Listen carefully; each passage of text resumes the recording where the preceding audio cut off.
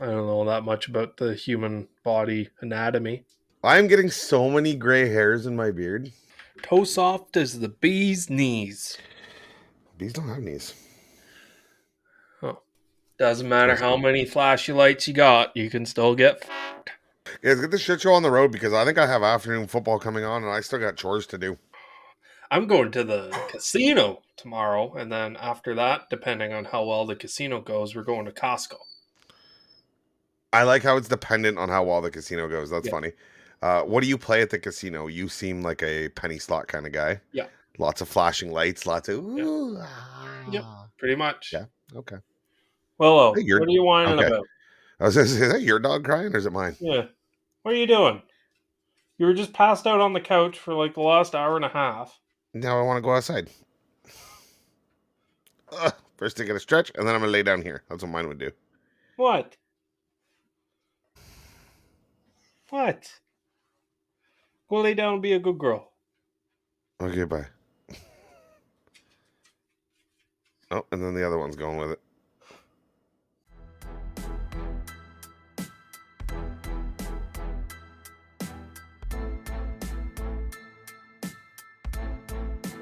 Hey everyone, I'm Brad from Calgary. This is Sean from Cambridge, Ontario. I'm Terry from Cornwall, Ontario. Hey, this is Larry from Pitt Meadows, British Columbia, and you're listening to the Towing Life Podcast.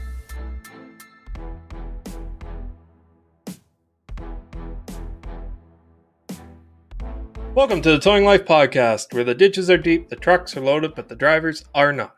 I am your host, TowManG, and as usual, I am joined by my co-host, friend, and former co-worker, the man with very strong opinions, Mr. PlainGuy. What is going on, G? What is going on? Oh, I just realized in the intro, I go, hi, I'm TowManG, and then I go on a 30-second rant of who the hell you are. Yeah. I just realized that. Well, it's because at the end of the day, it's the important parts that matter. So you are Mr. TowManG. Yeah. You are the man whose no one else's opinion matters. A co-host of the Towing Life podcast, a part-time tow truck driver. Yeah. And an absolute staple in this show. Am I a staple? You've been here for 125 episodes. No, I did miss one. Okay. So you've been here for 124 episodes. Yeah. I think our listeners have a pretty good idea who you are at this point, what values you carry, and what kind of person you are deep down inside, the type that runs a cult on his family's large acreage property. Well, I'm not sure. We could have got some new listeners from last week's episode. That it is very possible. If you are a listener from last week's episode, I should take a moment. Someone actually called me while they were watching this episode. I could hear it running in the background. And he goes, hey, just so you know, it's not Tisa, it's Tasia is the act name, which actually makes more sense if you think of the spelling Tssea. Tasia, not Tisa. Tisa. So I apologize for the 7 million times that I said Tasia, or what, I don't even know how Tisa. I pronounced it now. Tisa. You said last Tisa. episode. I know I had some reach out from a couple American listeners that went, that was a really hard episode to get through. Yeah. And I don't blame you. It didn't relate to you. Mm-hmm. It's a lot of mumble jumble that we were trying to decipher. Anyone who has looked in and read it and is in Ontario would definitely have an understanding a little more on what we were talking about. Mm-hmm. But I can absolutely see for those of you that didn't, how that would be tough. So we apologize. I promise, past this, there will be no mention of the Tasia this episode. I mean, it is a good thing that normally Canada copies things from the States more than the States copies things from Canada. So hopefully you guys don't have to worry about that kind of bullshit coming towards you. Yes, I do have a question for our American listeners where I'm looking to find exact written wording on this. So if you can, how can you reach us? Easy. You can email us at thetowinglife@gmail.com. Right? Find us on Facebook at the Towing Life Podcast, or head over to our towinglife.ca website where you will find a link to contact us where there's a form there. So I have a question because I am getting mixed information. I'm pretty sure I have the answer at this point, but I need it physically in writing from New York State, ideally, because it's the main one we cross. But if there's specifics across the entire country, and what that is simple. I have a truck. I have multiple trucks in my fleet that the door sticker on these trucks are registered not registered, but the door sticker states they're rated for 26,650 pounds. Hmm. What that means on the American side of things is that the vehicle would require a CDL. The same way in Ontario, this vehicle would require what we have as a D-class license. Yep. Now, in Ontario, we have the ability when we register the truck to register it at a lower GVWR. Mm-hmm. In this case, I registered this truck at just under 26,000. Yep. Right? Or what I registered it just under the requirement for a G-class regular driver's license, so a non-CDL for our American listeners. Mm-hmm. It lowered the capacity that I could haul on the truck. Yep. Right? Because I need to keep it under the registered GVWR. Mm-hmm. But it opened up my pool to any of my drivers with a G-class license or a non-CDL, again, for American listeners. Now, I am being told that in the US, that registered number doesn't matter. Mm-hmm. They are going to take the door sticker of that truck, and you are required to have a license class that accommodates that GVWR that is posted on the door of the truck. Mm-hmm. I need proof of this and why this is important, right? So my G-class driver can drive my Hino anywhere they want in Canada. But then as soon as I cross the border, are they no longer allowed to drive that same truck? Do I need a truck that a door sticker is lower than 26,000 pounds or whatever the exact pound number is for the CDL, for the D-class license? Right? These are important questions. I mean, you do see a lot more 5,500 flatbeds running around in the States than you do here in Canada, and that could be why. It's very possible. I'm hearing, no, you can go up, you can't go down. They're gonna go off your doorpost. They're never gonna go off your registration.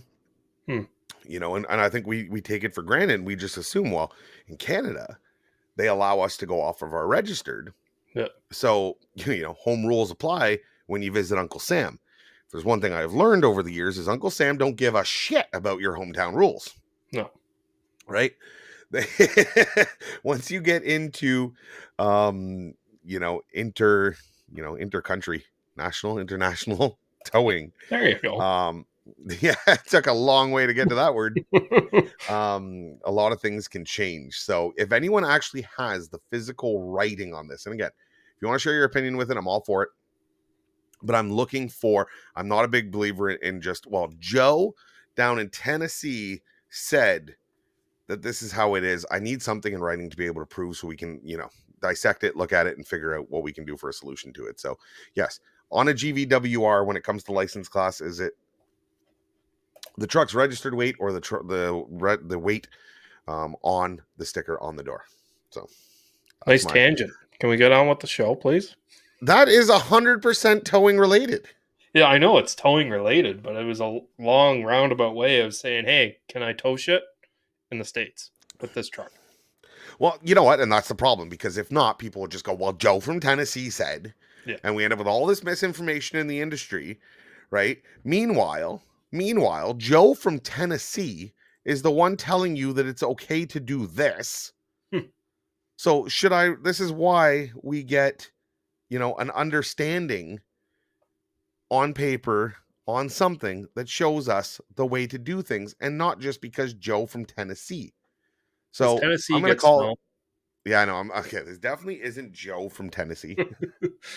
This is Joe from North Dakota, okay? We're going to call this guy Joe from North Dakota. Okay. If we were really smart, we could see there's like a street sign there. We could probably... what was the caption on the video? Did you see the caption on it? I did at some point. It was along the line of a poor man's snatch block. Yeah. And so for anyone that's on the audio side, you have Joe from North Dakota in the snow doing... He's actually from West Virginia. How do you know? Because I pulled the video back up here on Facebook, and the caption reads, poor man snatch block, Harper Ferry, West Virginia, getting her done. Exclamation point. So Joe is one of the West Virginians his name's actually Larry.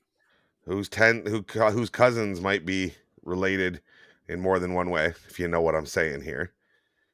Who decides to use a J-hook off of a tree as a snatch block.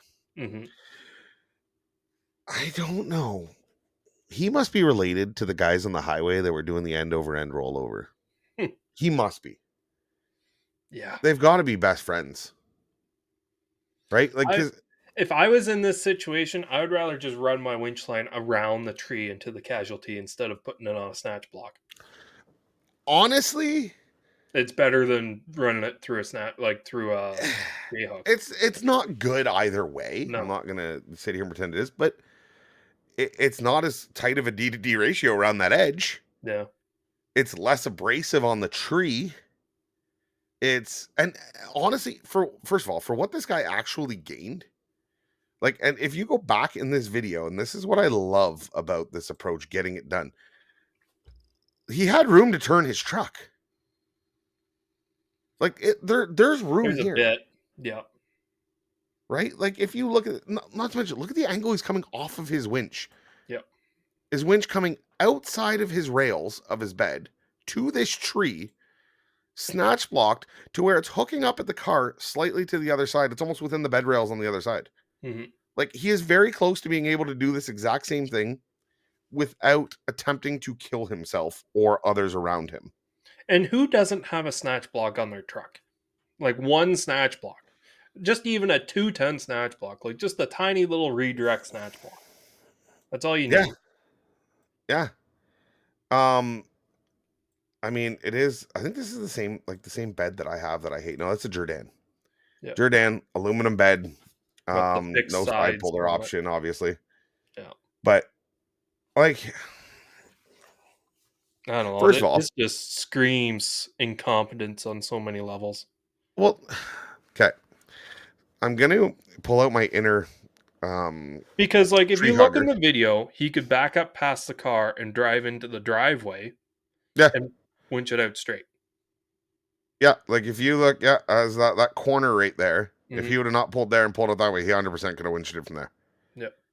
Like, it's not, and you know, we've always said it's hard to, unless you're there, it's hard to criticize, right? It's very, you know, we weren't there, we don't know all the circumstances in which he had, but I gotta believe there's a better way.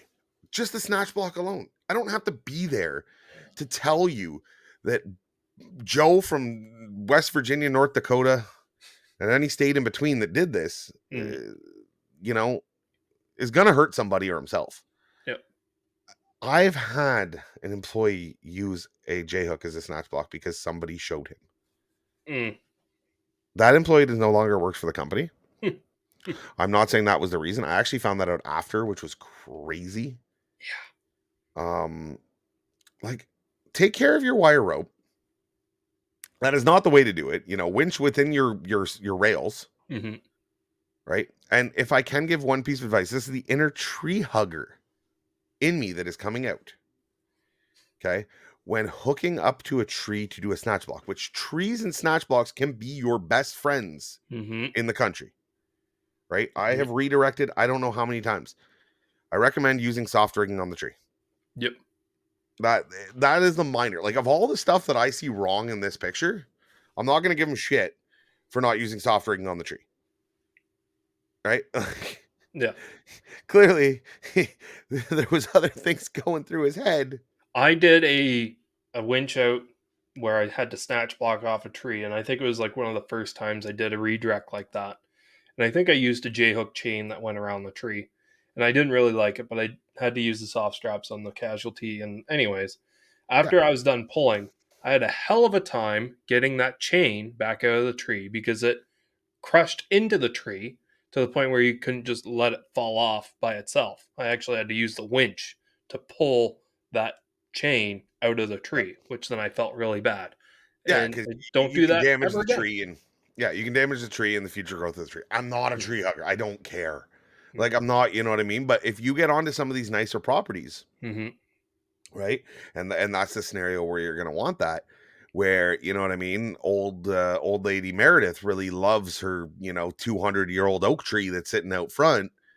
And, you go pull her Bentley that's, slid off the driveway, and you run a chain around the tree and indent into that tree. Old girl Meredith might have something to say at you and might be throwing her shoe as you're driving away. So yeah, if you can soft rigging on any sort of tree, anything like that, it's a good idea. The inner arborist, I used to do tree work. I can't call myself an arborist. You can But call yourself a tow truck operator. um, anyways, if you do indent in that tree using, let's say, a spare cable, because cables are real bad on trees, but I've seen people carry around just a 2-3 foot long cable that they Yeah. can use for stuff like that. Yeah, wire rope sling is pretty Yeah. much what it is. Right? And if that center of the tree is real punky, like rotten, and you start pulling on that, you might end up pulling that tree down. Maybe not today, but the next windstorm, that tree comes falling down, and they're going to call you up and say, "Hey, you ran a line around that tree, and now it's falling on my house. What the hell's going on?" Yeah, but that's not going to matter if you use soft rigging or hard Well, it rigging. does, because it would actually disperse the weight on the tree, right? It doesn't. Straps don't dig into the trees like cables do, Okay, I see the argument you're making there. Okay, right? I do see the argument you're making. Yes. So somehow this turned into Bob from West Virginia, Joe from West Virginia, Larry. and His name's Larry. no, his name's Joe. We protect the stupid on this show. That's why we don't use your real name. Okay. No real or name mine, used. or mine. So Joe from West Virginia, yeah, like Snatchblocks, they make tools, right? That's the biggest argument we have, is that they make tools for things. Why would I go buy a $200, $100 snatch block when I've got my handy dandy J-hook chain? Because your handy dandy J-hook chain is going to kill you. Mm-hmm. Not to mention where he's standing, obviously, while he's taking this video as he's doing this winch. Mm-hmm. Like, do better, right? This is, I know we have a lot of new people that watch, like new people in the industry. Mm-hmm. That watch and listen. So yeah, it because is. once you get like past 6 months to a year, you're like, what the hell are these two idiots talking about? And Yeah, I know everything. Why would I listen to these two guys? Yeah. So if we can still, if we can instill some knowledge on our young operators as they develop and grow into caffeine addicted, nicotine addicted, bad people in society, it will be. Do not use a J-hook as a snatch block, please, and thank you. Because most employers, if they find you doing that, I can tell you, I'm hoping this guy owns his own truck. Because if his boss finds out, if his boss is listening, if you hired Joe in West Virginia. And whatever you do, if you run into a situation where you absolutely have to, for whatever reason, you can justify it, don't post it on social media for assholes like us to grab.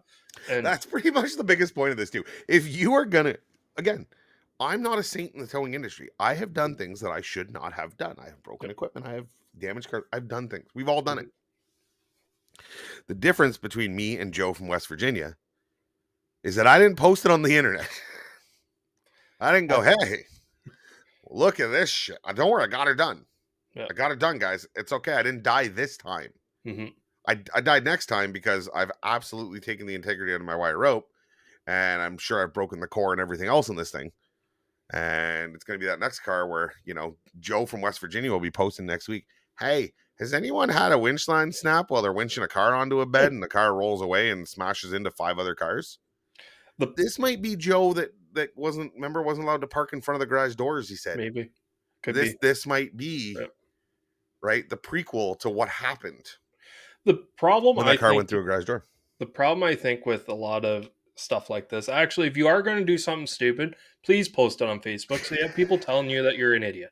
Because if no one tells you that you're an idiot and nothing bad happens to you, you're just going to continue with those bad habits. That's kind of true. That's true. If you drink and drive, which I do not condone, but you don't get pulled over, you don't get slapped with a fine, you don't get impounded, you're more likely to do it again because there was no consequences for your actions. So if your consequences are a group of your peers, which is it's one thing to, again, post it in public, but then post it into a towing group of a group full of your peers and professionals. Mm-hmm. If you post it into a group of your professionals and they absolutely slaughter and ridicule you, you're right. You might learn for next time. Or you'll be so hard-headed, which so many people are in this industry. PlainGuy. Easy. And you will continue to go on your way because nobody can tell you that what you are doing is wrong because you've been doing it this way for 25 years. Mm-hmm. right? I'm all for teaching an old dog new tricks. I'm not saying that all old dogs can be taught new tricks. But it is, tow operators, future, past, and present, Mm-hmm. are some of the most hard-headed individuals I have met in my life, right? They start off young and naive and green and open to all these ideas and all of these scenarios that are out there and different possibilities of ways to do different things. And slowly, over their time in the towing industry, their minds start to narrow Mm-hmm. and narrow and narrow. And eventually they are so set in that there's only one way that they can see things, that they don't listen to the outside world or to a group of their peers or to somebody, an old veteran in the industry, and maybe not listening to a new guy coming up because new guy doesn't know what he's talking about, right? This is a perfect segue into a story on who is right. And this is a story of and I want your opinion on this thing when we're all said and done, G, of an operator, like an encounter with a customer and an operator that I just recently had. Mm-hmm. Okay. So here's the scenario. Customer calls through a roadside. They are broken down in the road. They were turning into a parking lot and the ball joint popped out on their Chevy, Dodge. I don't remember what kind of pickup truck. I'm going to say it's a Dodge because it's a ball joint. Yeah. And I know everybody in this industry will understand the reference. Mm-hmm. So broke a ball joint or popped the ball joint out. The driver shows up on scene. He's a fairly experienced operator. He's done really well for himself over the time. Mm-hmm. And he pulls up immediately in its front ball joint and he wants to load the vehicle from the front. Okay. The reason he wants to load the vehicle from the front is because if he has to load it from the rear, he's going to be blocking the entire road. Mm-hmm. So he'd like to do this from the front in the parking lot. I'm not opposed to this. Mm-hmm. Right? Logic is solid. Yep. Could you load it from the rear? 100%. Mm-hmm. Right? And that is not the argument that I want to make on the show because there's so many, steering wheel holder professionals out there. Yep. Right? I'm not trying to cause the argument, should you load a ball joint from the front or back? I can do it either way. Mm-hmm. Right? We've got ball joint skates. We've got the tools to do this kind of stuff. Mm-hmm. So the driver pulls up in front. Before he can even get out of his truck, the customer is at his window telling him that he is not loading his vehicle from the front. He is going to do more damage. He has been doing this for 15 years. Mm. Right? He was a tow operator for 15 years, and that driver is going to load it from the rear. Oh. Okay. So the customer, who apparently in his infinite years of wisdom decided that is the best way to greet your tow truck operator. Yeah. Right? Hey, how are you, buddy? Yeah. Hey, what do you think about it? Anyways, regardless. So the driver states again, in order to load it from the rear, I'm going to have to block traffic and everything. I can safely load this from the front. Mm-hmm. I have been trained to do so. Customers having none of it. Hmm. If you don't want to load it the right way, you're going to do more damage to my truck.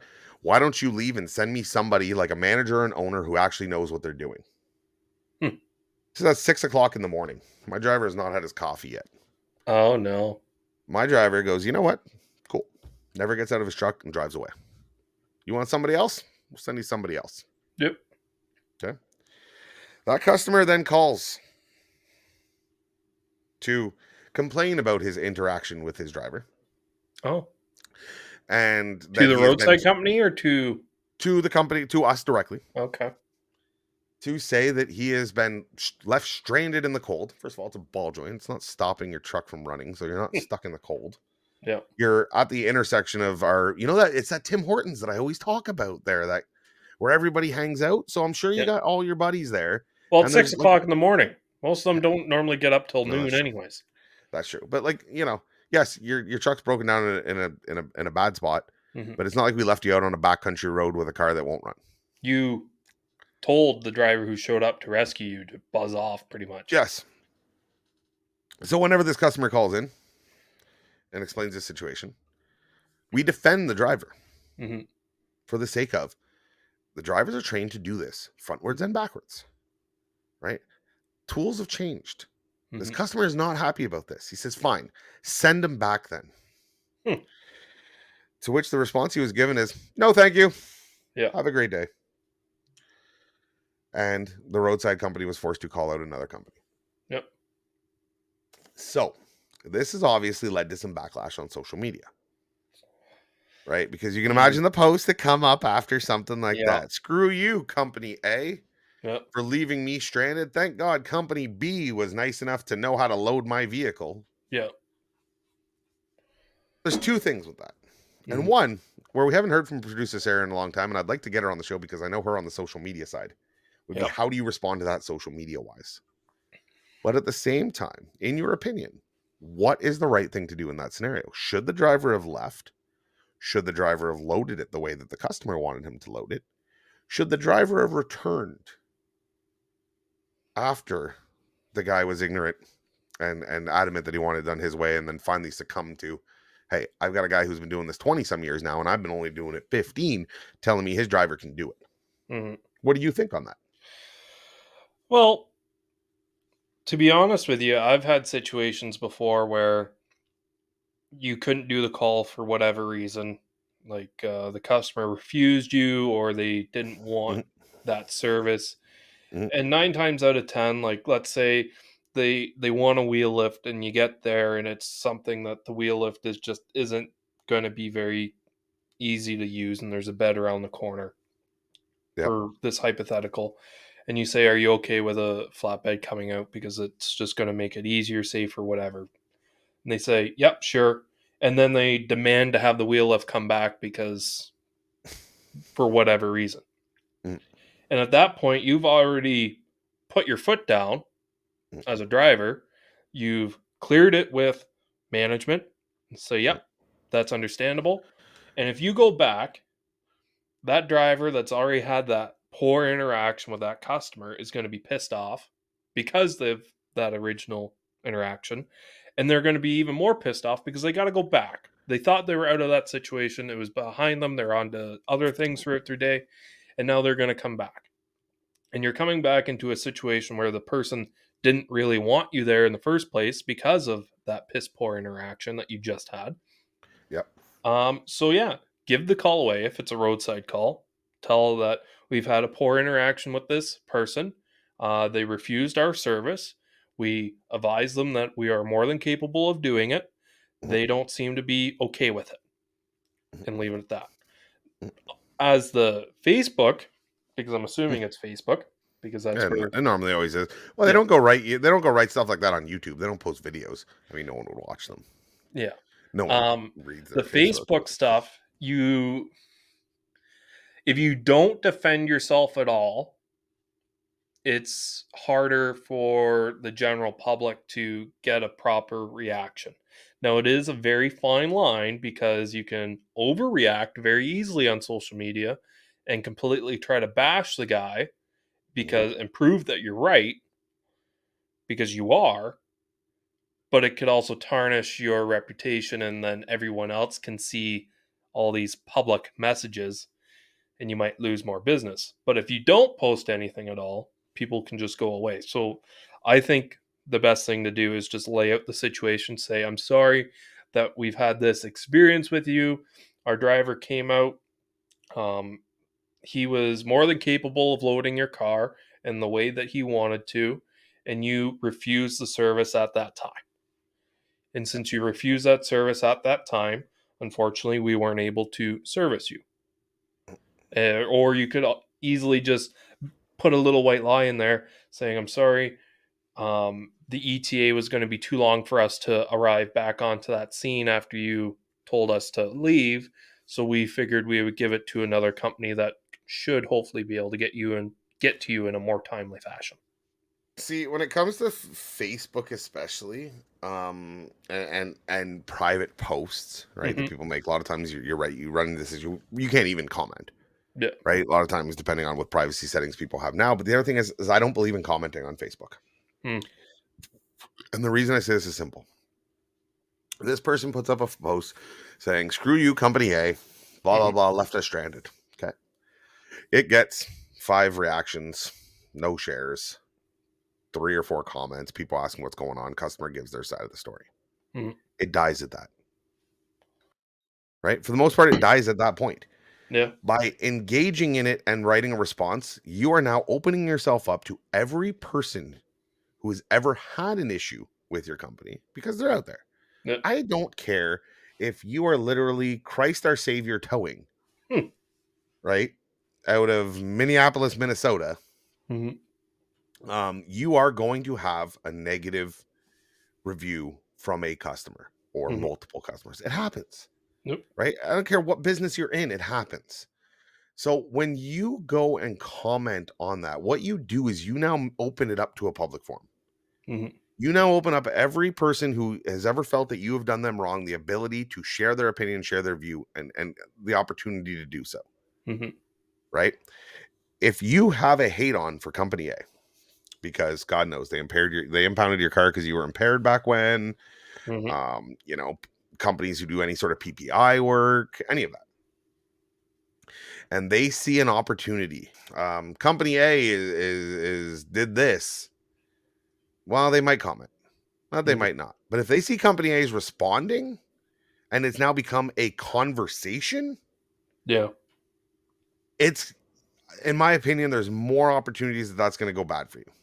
But like a lot of times when these posts happen, it's not on their actual Facebook page. They post it in like a community group because they want Well, that message that's a to little bit go different. further. The ones that I'm referring to specifically Mhm. were posted on their private um Mm. like page. Yeah, see, in my experience of these type of shit posts that you see Yeah. on the internet, it's always in a public place, like a connecting in so and so region, you know, or what's happening in Nashville Yeah. page or whatever, right? And it's where it gets a fair bit of traction and there is already a conversation going on in the comments. And if you don't put your 2 cents in on something like that to at least somewhat try to defend yourself, you could have 100 people say, "Oh, well, I thought they were pretty good, but now this guy on the internet has a piss poor opinion on them. Maybe I'll change mine because that's the world we I live don't think a lot of people that have a good opinion to base it off one, in." Yeah. right? They're not going to change their idea just Yeah, off but then one. that's when all the negative Nancy's Yeah. come in and say, "Oh, I've had a bad experience with them too. Oh, I've had a bad experience with them Yeah. too." Yeah, Right? well, So that's then where you you got to get like monitor it, 4 or right? 5 the only 4 or 5 negative encounters your company has ever had are all in the same Facebook group and they're forming their own little cult in the comments of this Facebook Yeah. post. Well, what I get a kick out of this one too is that the original post, and I'll read it. I'll read it and I'll just change out, names and everything to protect everyone Mhm. involved. Just wanted to thank my girlfriend's friend, we'll call him Bob, for Mhm. helping us out today when company A left us hanging.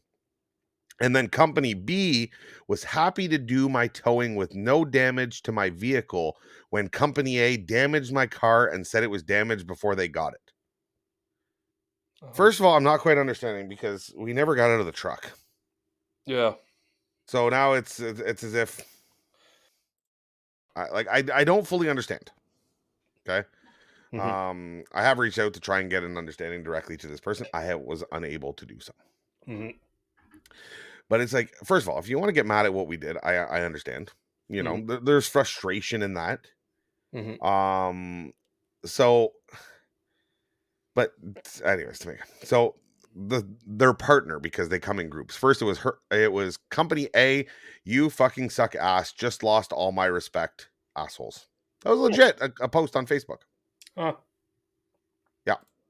Hmm. And then of course it was just the basic stuff, right? One, they always sucked. That is written by a former girlfriend of a competition, right? Like you get that. That's Hmm. social media drama. That's Yep. we had an accident which caused damage to my hubby's truck. Called roadside. They sent company A. So he tells him to pick it up for the rear of the truck so no more damage would happen to it. And he didn't even get out of his truck and took off, stating he couldn't do that. But company B came and the guy didn't have to be told. He knew and brought his truck to safety. So people never use company A, anyone but them. Hmm. It's not worth commenting on. First of all, the No. verbiage and the way that they write, you go, and you know what I mean? Yeah, it's It not is a what it is. well put together Yeah. grievance. It's Yeah. just a shit post of I'm mad and Yeah. I want to do harm to this company in any way that I can. So I'm Yeah. going to post it on my Facebook, and you should post it on your Facebook, Yeah. and you post it on that Facebook. Like, it's Yeah. just, honestly, in that situation where you were in with that Mm. truck, blocking a lane, maybe a bike lane, probably a sidewalk, maybe 2 lanes with your truck to get that disabled vehicle loaded is a shitty spot to be in. I would Right. also load it in a parking lot because you have a ball joint skate, or Mhm. you can jack it up and maybe you can get the tire and the Reset the ball ball joint back joint in, or remove whatever, the tire. right? Absolutely. We couldn't even get to that point. No. And that is where, again, the question goes, like, who is in the right? Does the customer have the right? And it's such a, it's easy to say. It's not a yes or no answer. Mhm. Right? No matter what we come to, this isn't a yes or no answer. That's what I love about this. It's an open conversation because there's multiple different right answers. But the other guy loaded it the way we wanted it loaded. Mhm. Cool. The other guy blocked a road, right? And he got it done. Good on him. I have no. That's what the best part is. I love these posts where it's almost like pinning the two companies. I'm friends with all those guys. Yep. I'm happy for them. Mhm. But I can tell you they don't have ball joint skates. Yeah. I can tell you they don't have the tools that it would be a lot more difficult for them to do it from the front, right? Mhm. I know how we loaded it. I completely understand. It's the same way I would have loaded, right? You winch yourself back underneath it. That damaged ball joint doesn't move Mhm. till you get to that last little bit. Hopefully at that point you got the jack, you do all kinds of stuff. I've been doing this a while. Yep.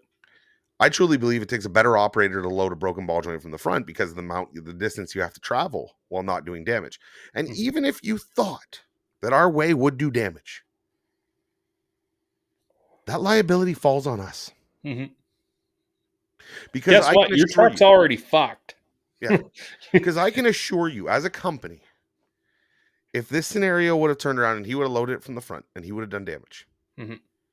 we would have evaluated that situation Mhm. to look at if there was no way that you were going to, like, if you were dead set that you were going to do damage, let's look at how we could have done it from the rear. Oh, I Yep. would have been blocking traffic. Okay, well, let's send down a truck to take care of that. Mhm. God knows roadside will pay us for a second truck to go block the road, Mhm. right? There is options to this stuff. Mhm. So if he would have done damage, and I believe that the company believes it would have been avoidable, then we would come good for the damages. Mhm. That is how you operate business. So to instead yell and scream and get pissed off about it, and then treat my driver like shit. First of all, you treat my driver like shit, I'm going to have a big problem with you. Mhm. Right? Because although I am not the nicest person in the world, and I always try and put customer service above all, and even some of my guys will tell you, I can be a little rough around the edges with them. Mhm. I'm allowed to be. You're not. Yep. Right? Like, I'm allowed to call them stupid. They're my stupid. Yeah. Right? Like, I'm a big believer in a lot of people like that with that kind of way. And I've so once you start attacking my drivers, we're gonna have an issue. there's a lot of I've had a lot of people try to say, "Oh, well, you can't do it that way," or "I don't want it done this way." But then I always just run through the game plan that I got going on and how I'm Yep. going to get it done. I get a lot of it when people are stuck in a ditch. Oh, And 100%. they could just be barely off the road. And my normal course of action is grab both lines off my tow truck, go to the rims, and just slide them sideways, especially if it's on snow, right? Yeah. Get them back onto the road. I've got control of both front and rear of the vehicle. I like that. It's coming with me, whether it likes to or not. And I like having the certainty of I've got both front and rear. I don't have to worry. Right. That's just my personal. Can you hook it from the back and crab steer it out? Sure. Can you hook it from Yeah. the front and hopefully the ass end follows it out? Sure. Yeah. But I get a lot of people say, "Oh, well, aren't you supposed to pull it out the way it came in?" And I said, "Well, Yeah. no." And then I run through pretty much what I just did, Mhm. and they're like, "Oh, okay, this guy knows what he's talking about." So, as a driver's perspective, you could easily get out of the truck, depending on the situation, Yeah, and well, say, again, "Hey, because some people are dead set, right? yeah, some people are dead set, but you could get out of the truck." He says he's been towing for 15 years. So he might be used to having skates on flatbeds, which are a Mm, quarter of an inch thick. You show him yeah. a ball joint skate, which is like 6, 7 inches thick, and then Yep. he might realize in his head, "Oh, okay, so that's going to lift my truck up so the bumper doesn't hit the bed." Yeah. I'm gonna Oh, jack okay. it up, take your tire off, put it on a ball joint skate, and away we go. Yeah.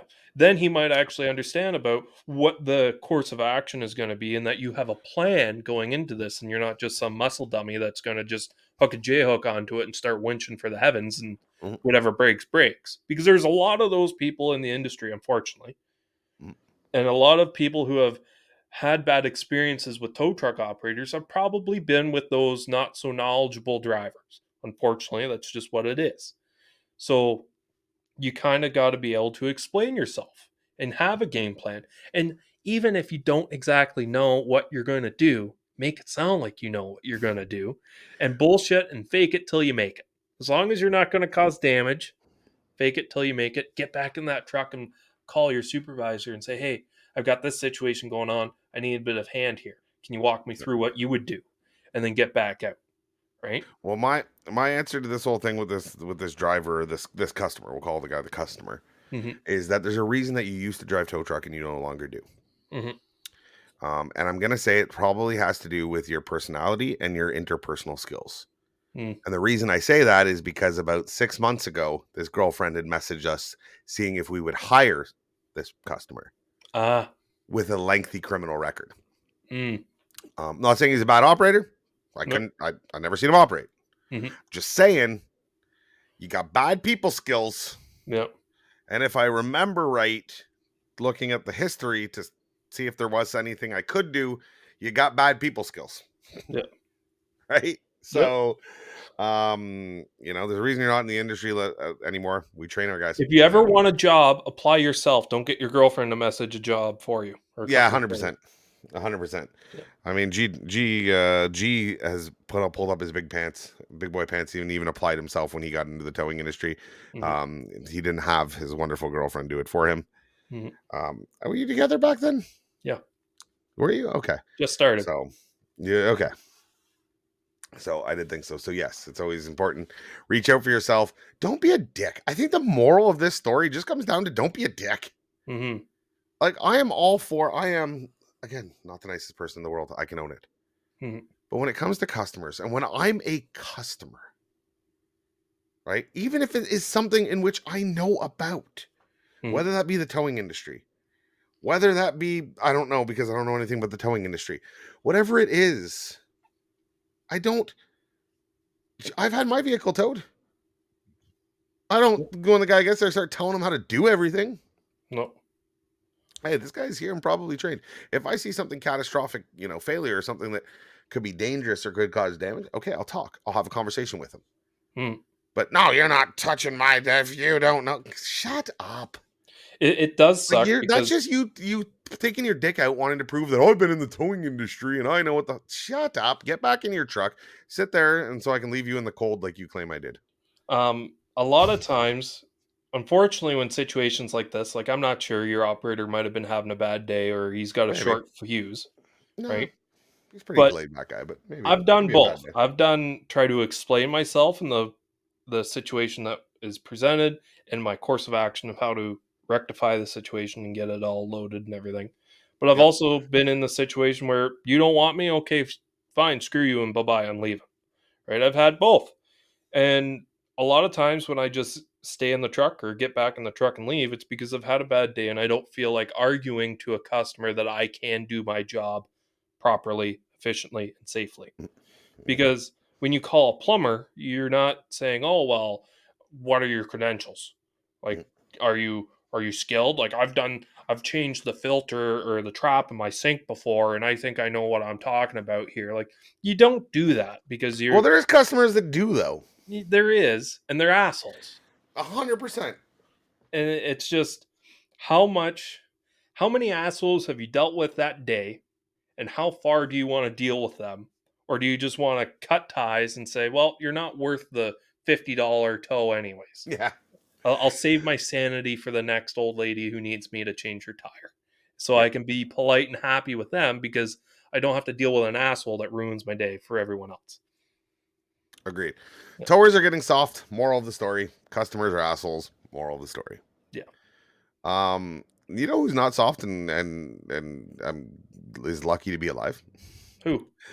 We have this wild video that came out of. I actually shared this personally on my page. We haven't shared it on the Towing Life page yet. But it is a video of a lane closure, which good on these guys for this. Like, look at this setup. We have a That's like crash-like 30 vehicle. traffic cones. Yeah. A perfectly marked out workspace. Mm-hmm. I don't know if they had any early advance signs. That's a 90-kilometer-an-hour sign. So this isn't major. Like, this is a left lane closure, Mm-hmm. right? For highways is what this is. Well, this is probably Now, over in Europe, so that's probably the slow lane still. But yeah, that's what I was going to ask. Does the slow lane, fast lane change depending on? yeah, I'm not sure. So, I mean, there's a lot of people involved in loading up what looks like a RAV4 type vehicle. Yeah. And they're working on again, left shoulder could be right shoulder. Do they flip? Does the fast lane and slow lane change? I guess it would, right? I'd assume so. Any of our European listeners or anyone who has been over to Europe, in Europe where they drive on the wrong side of the road, and by wrong side, I mean they drive on the left side of the road. Is the right lane now the slow lane, the left lane, or the left lane now the slow lane, the right lane the fast lane? I would just only assume. If so, they are broken down on the slow lane. And as we will see in this video, there is a cube truck that is approaching behind two slowing transports in the lane that is about to end. Yep. Now, there is one problem along here that the safety crews did. So it's a 3-lane road, right? The video is not playing. The cube truck decides to not only pull out into the center lane, but actually crosses over the white line onto the shoulder. Is that a shoulder? Yeah, that's a shoulder. It's a Your 2-lane camera's in the road. way. I can't tell. Let me try this way. If you go back a little bit farther, see. Oh, it is a shoulder. It is a shoulder. Okay, so I don't know if he was in an emergency braking situation, and realized he was going to run into the two trucks that were slowly going through the lane reduction. But he goes over to the shoulder where there is another emergency vehicle located. Yep. That he then goes, while being side by side now with the truck he almost collided with, panics and goes, oh no, I have to go back left. Yeah. Somehow comes across the front of this truck that he just hit and into the gaggle of workers and smokes a tow truck and puts it up on its side. Yeah. This is like our worst nightmare happening right here. Mm-hmm. And it's a shame because it's like they did so much more than than you see so many people do. And they still almost paid the price because of it. Yeah, I hope no one died in this situation. You know what's crazy is if you watch that truck. No, I don't think anyone did.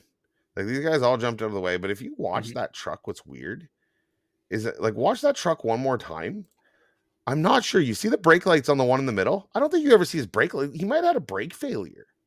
Maybe. Because look, you never see his brake lights.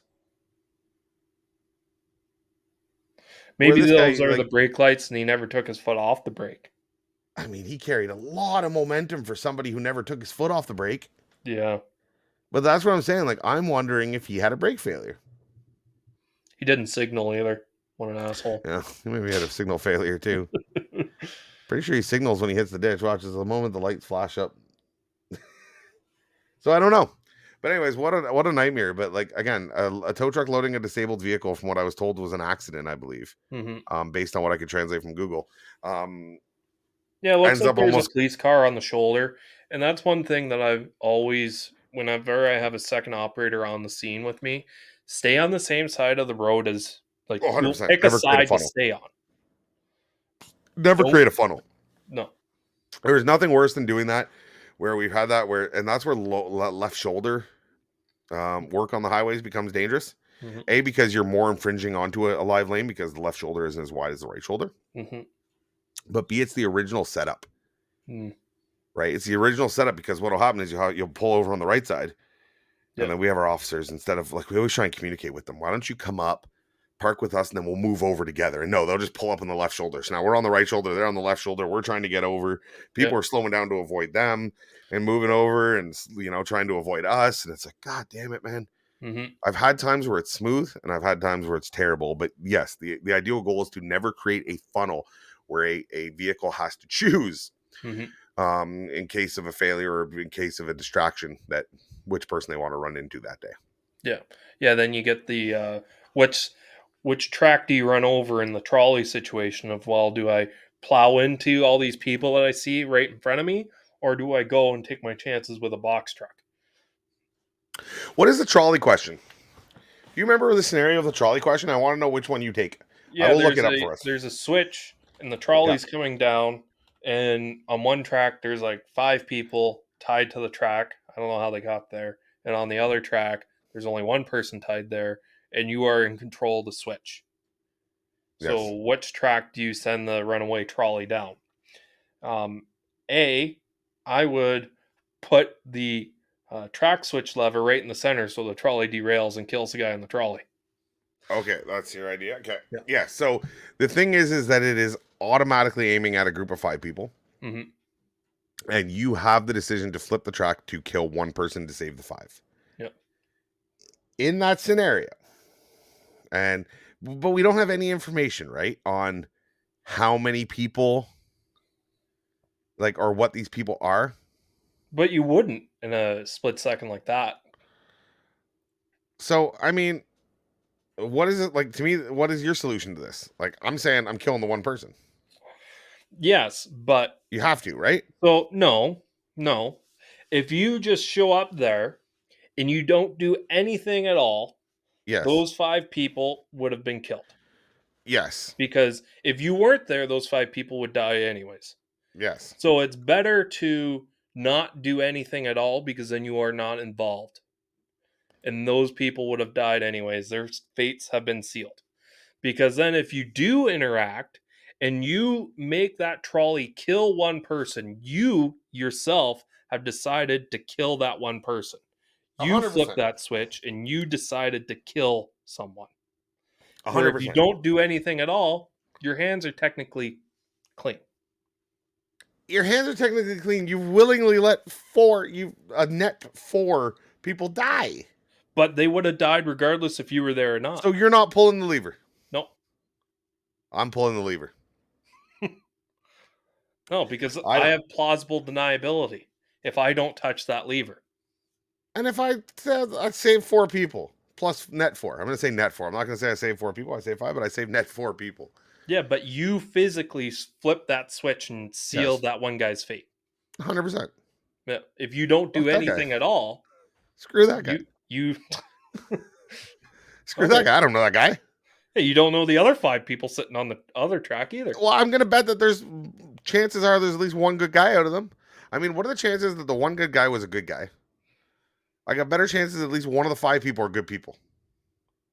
Right? So I'm going to say I'm saving more good people. 5 murderers that are all tied up on the track or 1 doctor tied up on the other track.